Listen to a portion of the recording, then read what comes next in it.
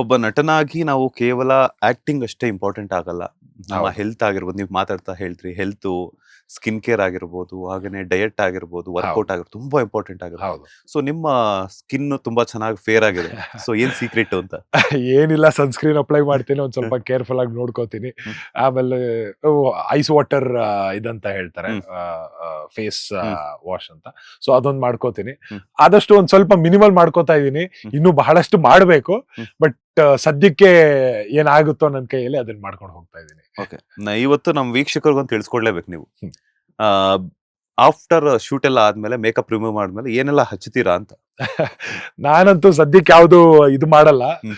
ಅವಾಗ್ಲಿಂದಾನು ಹೇಳ್ಕೊಂಡ್ ಬಂದಿದ್ದು ತೆಂಗಿನೆಣ್ಣೆ ಹಚ್ಚಿ ಬಹಳ ಒಳ್ಳೇದು ಅಂತ ಹೇಳ್ತಾ ಇದ್ರು. ಅಂದ್ರೆ ಮೇಕಪ್ ತೆಗಿಯೋಕ್ಕೂ ಕೂಡ ಅದು ಬಹಳ ಒಳ್ಳೇದು ಅಂತ ಹೇಳ್ತಾರೆ. ಬಟ್ ಕೆಲವೊಬ್ರು ಸ್ಕಿನ್ಗೆ ಅದು ಆಗಲ್ಲ, ಆಯಿಲಿ ಸ್ಕಿನ್ ಇದ್ದಾಗ. ಸೊ ನಾನು ಯೂಶಲಿ ನೀಟಾಗಿ ತೆಗೆದಾದ್ಮೇಲೆ ಒಂದ್ ಒಳ್ಳೆ ಫೇಸ್ ವಾಶ್ ಯೂಸ್ ಮಾಡಿ ನೀಟಾಗಿ ಫೇಸ್ ವಾಶ್ ಮಾಡ್ಕೊಂಡು ಒಂದ್ ಮಾಯಿಶ್ಚರೈಸರ್ ಹಾಕಿ ಬಿಟ್ಬಿಡ್ತೀನಿ ಅಷ್ಟೇ. ಓಕೆ. ವರ್ಕೌಟ್ ಎಲ್ಲ ಹೆಂಗ್ ಮಾಡ್ಕೊಂತೀರಾ? ಯಾಕಂತಂದ್ರೆ ರೆಗ್ಯುಲರ್ ಆಗಿ ಶೂಟ್ಸ್ ಇರುತ್ತೆ. ಹೌದು. ಒಂದಿನ ವರ್ಕೌಟ್ ಮಾಡಕ್ಕಾಗಲ್ಲ, ಒಂದಿನ ಶೂಟ್ ಮಿಸ್ ಮಾಡಕ್ಕಾಗಲ್ಲ. ನಿಜ, ವರ್ಕೌಟ್ ನಿಜ. ಬೇಕಾದ್ರೆ ಮಿಸ್ ಮಾಡ್ಬೋದು. ನಿಜ. ಸೊ ಹೆಂಗ್ ಪ್ಲಾನ್ ಮಾಡ್ಕೊಂತೀರಾ? ಹಾಗೇನೆ ನಿಮ್ಮ ಡಯಟ್ ಎಲ್ಲ ಹೆಂಗ್ ಮೇಂಟೈನ್ ಮಾಡ್ತಿರ್ತೀರಾ? ಯಾವ ರೀತಿ ಇರುತ್ತೆ ನಿಮ್ಮ ಡಯಟ್ ಪ್ಲಾನ್ ಎಲ್ಲ ಅಂತ? ಆದಷ್ಟು ವರ್ಕೌಟ್ ನೀವು ಹೇಳ್ದ ಹಾಗೆ ಕೆಲವೊಂದ್ಸಲ ಬಹಳ ಕಷ್ಟ ಆಗುತ್ತೆ.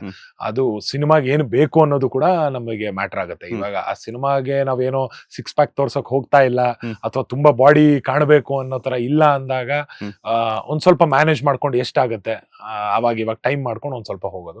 ಅದು ಬೇಕೇ ಬೇಕು ಅಂದಾಗ ಟೀಮ್ ಜೊತೆ ಮಾತಾಡಿ ಒಂದ್ ಸ್ವಲ್ಪ ಇದಕ್ಕೆ ಅಂತ ಒಂದ್ ಸ್ವಲ್ಪ ಟೈಮ್ ಎತ್ತಿಡಿ, ನಮಗ್ ಬೇಕಾಗತ್ತೆ ಅಂತ ಯೋಚನೆ ಮಾಡ್ಕೊಂಡು ಪ್ಲಾನ್ ಮಾಡ್ಬೇಕಾಗತ್ತೆ.